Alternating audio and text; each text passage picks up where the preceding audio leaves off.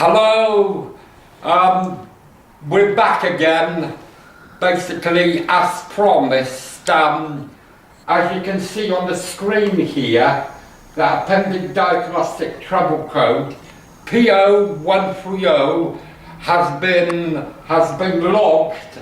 This O2 sensor on this vehicle is healthy, it's working, and it was caused for another reason. I did point out in the last video that an air leak, which I basically created here and allowed the engine to idle for a short period of time, it logged the diagnostic trouble code. What I'm going to do is we're going to actually reproduce it and show you what I mean. Air leaks do affect, they could be anywhere. It could be across the inlet manifold, it could be from the throttle body, it could also be a leaky EGR valve to get to. Yeah. We've got some live data up on bar graphics, a little bit more clear. What I've actually done was created an air leak here, and it was basically we're going to allow the engine to run on, and it's already beginning to sound a little bit rough. The oxygen sensor now has locked. So what has happened here in this particular case is it locked and he's not attempting to switch. He has probably by now locked the fault code. So what I'm going to do, I'm going to come out. He's completely flat, he's lean. The short-term fuel trims are down on 0.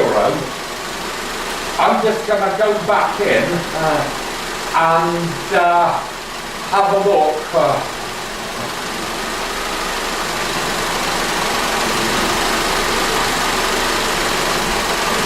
As you can see immediately, this fault code has come back. We cleared it. And it's only taken a matter of 2 minutes or so, and the code's locked.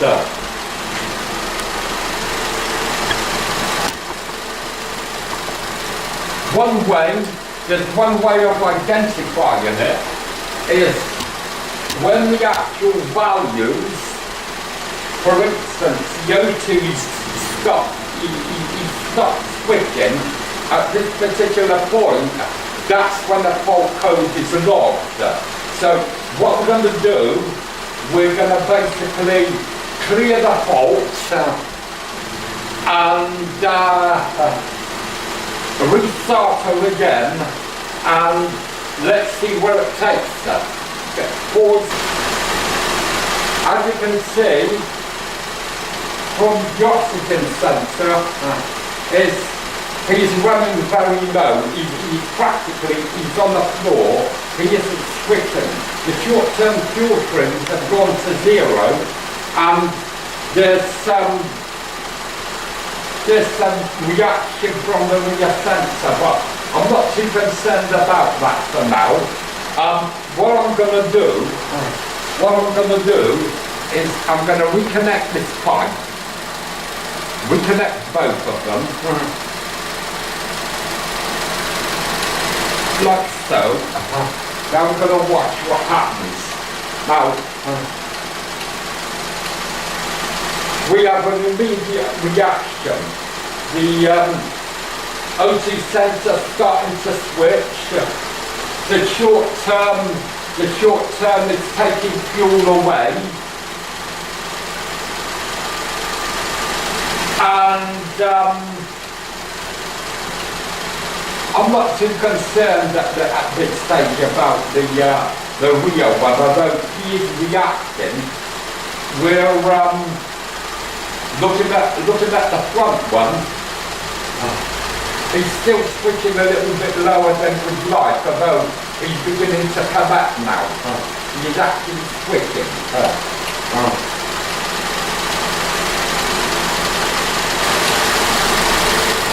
I've now reproduced this early, and let's watch the behaviour of the front O2 sensor.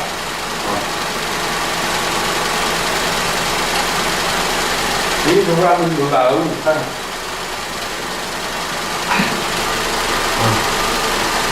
But if you look at the engine, it's actually idling. It's idling quite well.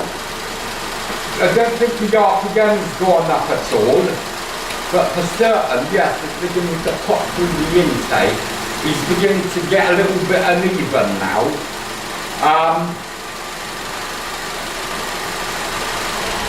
But if you look at the screen, there is a reaction now. There is a reaction.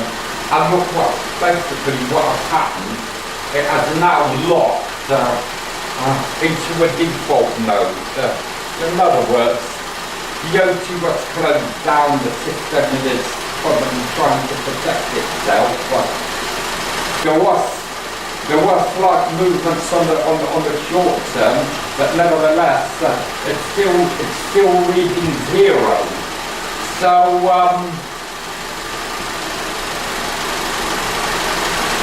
we've just proved that it doesn't have to be a faulty O2 sensor in any way.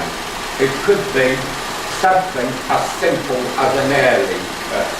We're still observing the screen, and one more time,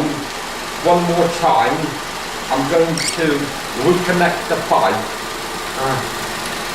and then we'll watch how long will it take for the O2 to react. And there we have it. She's gone rich now. Handling, so in other words, in a matter of seconds, she's switching again. Actually, she's climbing. The short-term fuel trims are now taking fuel away. Minus what? The limits are there's still decent limits here. It is going from positive to negative here. There's now just begun to add and subtract fuel. Well within the limits, happy with that.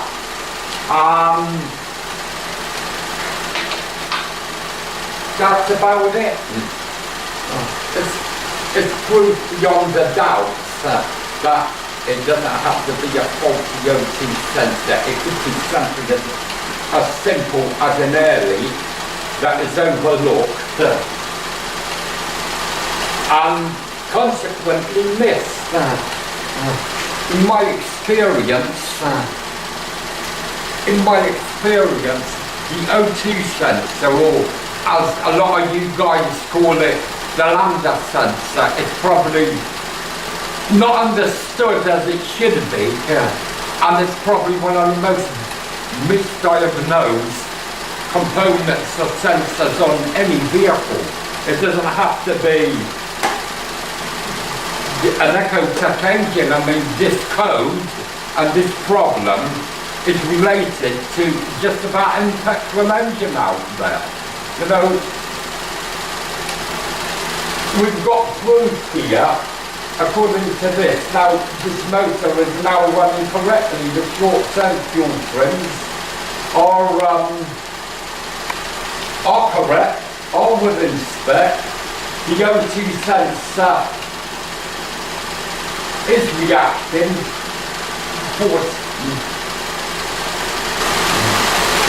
Right, here we are, we're back again. The one thing I'd like to cover is the procedure that I use for actually testing the circuit. What I'm using here is a test light. The maximum current is about 100 milliamps, and I'm pretty certain this this circuit is carrying and is capable of carrying a great deal more. So what I'm going to do is basically I'm gonna touch it. And as you can see, it's gone full width. It's gradually coming down. There you go, and now she begins to switch again after she's leaned that off. What I'm going to do now is go to the negative side, and this is going to lean, this is going to cause the OT sensor to switch lean. So here we go. As you can see on the screen, it's gone lean. As soon as I remove it, she immediately switches rich, and she continues. She's gone very, very rich now, almost to the top of the scale. Now she dropped back down, and she's beginning to switch normally. The sort of numbers that you would expect. That's 0.6, 0.7. Down to 1, she's switching accordingly. I'm very happy with that. I would also like to go over is how the heater circuit is tested. You've got two white wires, one which is a 12 volt supply, the other wire is a ground wire. And it's tested for a pico current clamp. I'm just going to hold this up for the camera. We haven't got it up on screen here. I've not got the pico connected, but I'm basically on its software. All you've got to do is just go in on OT sensor and heater circuit.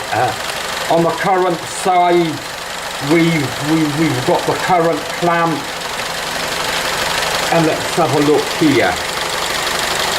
We're connected. The other probe is connected to the control wire, and the grey wire here is a ground wire for the control side. But looking at these numbers, this is switching accordingly now from which to lean.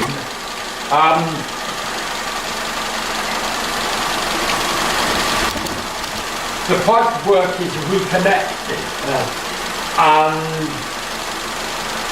the numbers are where they should be. Well, I was actually expecting. So in other words, at this moment in time, this engine is running well. It's fueling correctly, for instance.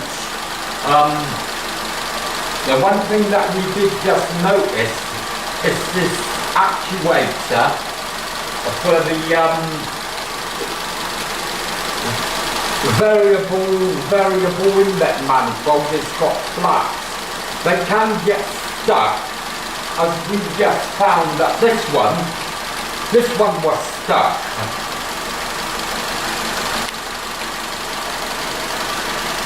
With these particular engines, I would recommend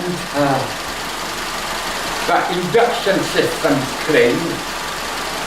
It's carried out around every 15,000 to 20,000 miles. So now I do a mocking enough. My preferred product for these is a BG system intake clean. I also carry out injector cleaning, as it's all part of a maintenance process that I carry out in the workshop on a regular basis, making sure that these engines are running at their optimum, because they do need greater care. I know that there are issues with them. Mainly because of a lack of quality maintenance. It's as simple as that. At this point, I think we'll close that, and I hope you find that useful, informative, and basically proof beyond a shadow of a doubt that it's not the only, it doesn't have to be a faulty O2 sensor to create this fault. And you know, in the meantime, if you do have a fault or a problem with such a vehicle, please contact us at the Automotive Diagnostics Workshop in Swindon. I'm always going to be glad to help, so thanks for watching and take care. Yeah. Just a little add-on here. We've conducted another test, and look what faults come up. Our old friend P0130.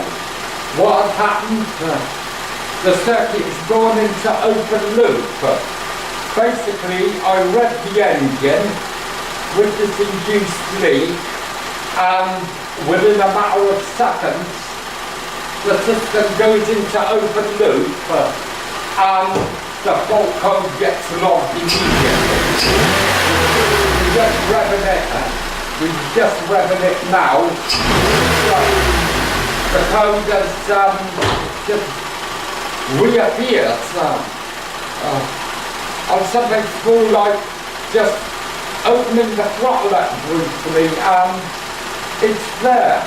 So all I'm doing is just underlining that it doesn't have to be an OT sensor that has fault. Now I know that I've read up on a number of forums that these sensors have been replaced, and consequently the fault still remains. We've got to point out that you do need to check for air leaks, and in this particular case, it doesn't have to be a very big air leak here. Recommended is a smoke pressure generator. Is a very efficient tool, and look for leaks. They could be just about anywhere. And also be very wary about this variable inlet manifold. In this particular case, we actually found it stuck. We've had to manoeuvre it a couple of times. Yeah, she's moving quite free now, but first it needed a screwdriver to shift it. Well, at this point, if that gets stuck, well, I'm not really certain as to what it could do, but you never know. It could still log a fault like this. So you have to be a little bit wary and being on your toes. O2 sensors have been condemned more times than, you know, and probably 9 times out of 10. There's probably nothing wrong with it. In the past 10 years or so, I've probably replaced only about 4, maybe 5 at the most. And in each case, it proves to be a faulty heater circuit. Just another point to mention. The heater circuit, the EGR valve, the evac sensor, wherever it is on this engine, I'm not quite sure, but nevertheless, they share the same circuit.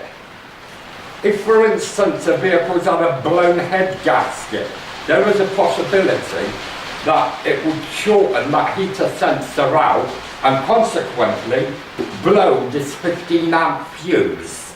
And then you might be picking up faults, diagnostic trouble codes, and it will tell you O2 heater circuit, It could tell you that the EGR valve, the EVAC sensor, etc. And they all prove to be bogus faults. So if you do see a pile of codes like, like I just mentioned, go straight for the 15 amp fuse and check if that's correct. Okay? See you next time.